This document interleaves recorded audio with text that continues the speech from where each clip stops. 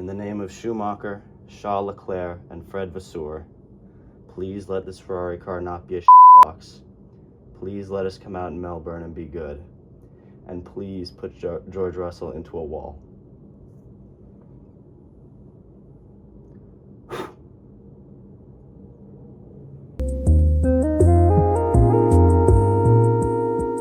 Welcome back to the 305K. I don't know if we just walked into a ritual or what we just saw, but we're back. It's been a bit of a break and we have some testing to talk about. It was a very interesting test. I think we saw a lot from very good, like the Ferrari, to just F4 The level to worst. the Aston. Yeah. It was unbelievable how bad they were if we want to start there. They Yeah. completed It 128 total laps through the test. They didn't get through a race program. It's just what was yeah. going I mean, on for the past couple of years? it's it's good to start from the bottom here. I mean, Aston Martin, like you said, completed the least amount of laps by over 100. I mean, it wasn't even close. The Yeah. next up was Cadillac, who we didn't expect to have, great testing since their first time on a track. Aston looked like it was the first time that, any of their engineers had touched like a screw. You know what I mean? I mean that engine was awful. There's reports that it can't go to the full RPM and it'll It just break sounded down. so bad. It Like, sounds terrible. And it doesn't have the battery capacity that all the other cars have been able to get to, which is 350 kilowatts, I believe. And they're sitting at like 250. So regardless of how tangible those numbers are, you can look directly at, the ratio between this. That's a pretty big difference. And they there's there's not much that we see from testing in terms of direct results that you can kind of pull on. But the Aston Martin it was just looks like it could be breaking a down Haas left and right. 2020 It car, was like, or terrible. 2021. It's just there's nothing there that if you're an Aston fan, you're hopeful about. They Yeah. I it, mean, it the was only hope that I saw shocking. was people saying Fernando Alonso P20, P20, P20, P20, P1, P1, P1. I mean, there's really there's no world in which I see the start of the season being anything but a disaster for Aston Martin. They don't even know if their car can make it a full race distance. They haven't been able to do a full race sim like all the other teams have. It's just woeful. And I think it's something that's really Yeah, interesting. We obviously saw Adrian Newey come on board with them as team principal, but he's a big part of the aerodynamics side of yeah. things and not necessarily the engine. And the engine has really been um, lemony, and it's just terrible. I mean, it's an awful engine. There's no way good way to put it.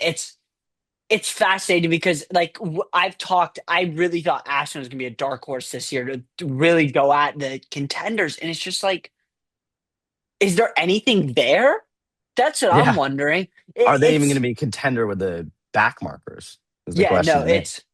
it's how many laps down are they going to finish to me at the moment? We'll see. Yeah. Maybe Will they they come finish? out of nowhere and just totally change my expectations. But I mean, they gave you Yeah. I mean, no they hope.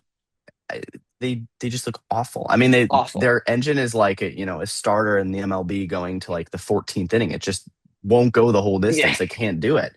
Um, No. and for someone like Fernando Alonso, who's 150 years old and like looking for one last gasp in the sport, this really looks like it's going to be 5 years of for him. It feels like there's no Yeah. way that he's going to kind of get a chance at the guys at the top with the way it's going, which is kind of No. the opposite of what we thought like 5 months ago when Newey was We announced, where we we thought thought he might get his they were going to have a swan chance. song and have like maybe get a win or two this year for all we knew. But I was he even might be thinking that wishing for if Newey got it points. right, he would have been like, A on contender. par with some of the guys in the front. Yeah. Yes. Yeah, And I now, like you mean, said, it's 2 points all season would be a success for him. yeah, it feels like Maybe a that's a little bit hyperbolic. Maybe we jinxed him in the summer and and we jinx now everything. So frankly, I wouldn't we're even be reverse shocked jinxing. if Yeah. Aston Martin He's wins going to the come out and championship at be this point. P1. Yeah. Yeah. I'm very Um. reticent to talk about my boys because of that too. Yeah, I know, but we have to. Hmm. Ferrari, the shock. I mean, I don't know about shock of the test. I think Aston might be the shock of the test. Ferrari came out. Yeah. It was fantastic. I think that's the best way to Yeah. put it. They looked Yeah. stellar, and you can get more into it. They just real quick numbers: 324 laps. So almost 200 more than Aston to put it in perspective, and they were still over 100 off Mercedes, who completed the most. But Charles Leclerc, fastest time of the test, he did a 131.992. Only got to crack Yep. into the 131s. Um, Yeah.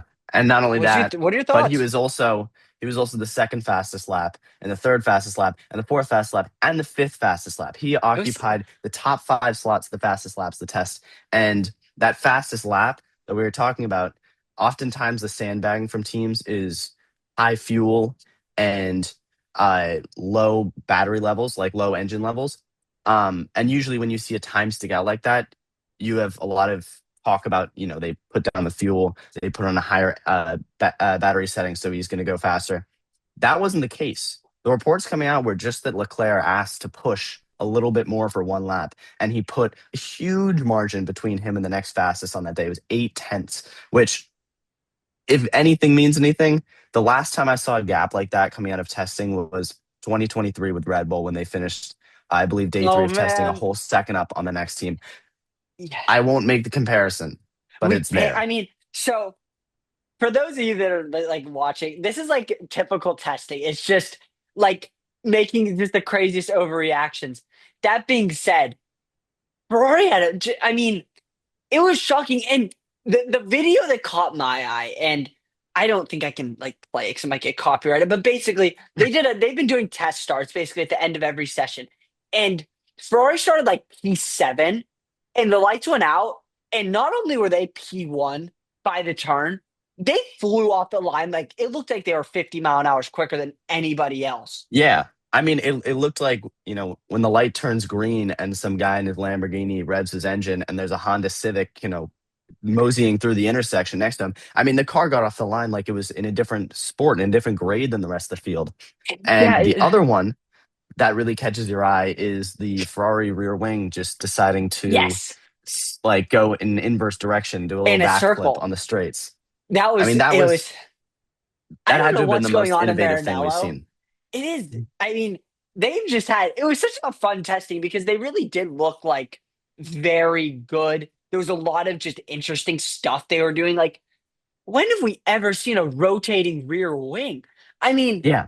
I don't even know how to describe it with like an object, but it did a backflip and open, and apparently they're going to get 2 to 4 tenths from it.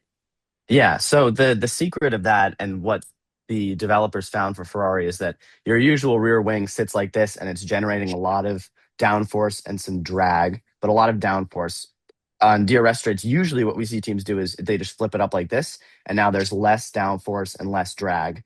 What Ferrari did was they went from here all the way, and I can't even do it in my hand, but they went all the way around. So now it's like this. Completely So flat. it's generating lift and just, you know, flying the car off the ground. And the only concern that I have for this is that once they get to the end of that straight and then it has to flip back, that's a lot of drag that's being generated, and it could really slow them down. If you're trying to overtake someone, that could be really tough. And the other one is that the angle of the rear wing on straights being pushed up with the lift is going to create more friction with the car on the ground and maybe lead to more Mhm. tire wear. But that is worth 2 tenths, I think, if you're looking at the Yeah. numbers. It's I think the thing that I'm actually appreciating about these regulations is it really feels like a bunch of teams are kind of doing different things with their cars. It doesn't feel like the same copy paste for every single car. Like we're seeing different DRS modes. Like some are going up, some are like going down. It's just Yeah, the Alpine they're is doing just flattening now. yeah, I really, the I'm Alpine wasn't surprised that bad. Mercedes didn't come out and try zero pods again. Yeah, who did that? Did because That was Mercedes in 2022. That no was no no the no no big I know innovation. that. I thought someone did like a zero pod this year. Oh, Is that yes. Audi? Audi had a Yeah. situation where they had, it wasn't zero pods. It was a very different setup. It was strange. Usually you have teams on the side of the car. You have a pod that's kind of perpendicular to the center of the car and kind of, parallel with the ground. And then you have the side pod kind of working around that. Audi had one facing the opposite direction. So it was squeezed into the belly of the car, perpendicular to the ground. And then the rear wings going around it. Excuse me, the side pods going around it. So that wasn't that, made waves early on in testing. And I Mhm. haven't seen a terribly large amount about it. But for a team like Audi that's probably in the midfield, it's Yeah. good for them to have a little bit of innovation to try some things out. It might not be the most obvious thing come race day where you see a team go skyrocketing to the top, but it would be, a good innovation for them and Yeah. could serve them well. I think the midfield's going to be interesting this year because I thought Haas and Alpine didn't have a horrible test either. And I mean, Alpine was just woeful last year. Like, Pinto and Gasly just did it. Gasly didn't have a horrible year, but I mean, Gasly was Pinto just dragging woeful. that car from. But they didn't, and I mean it's interesting because like Haas Ferrari engine, Alpine Mercedes engine. I think the Mercedes is going to be good this year. I do think they sandbagged a bit. Maybe that's me coping with the idea that your team just might be better than mine. But I think, but what's also weird is like, yeah, the Mercedes engine might be good, but then what the hell is going on at Aston? Because they're on a Mercedes engine too.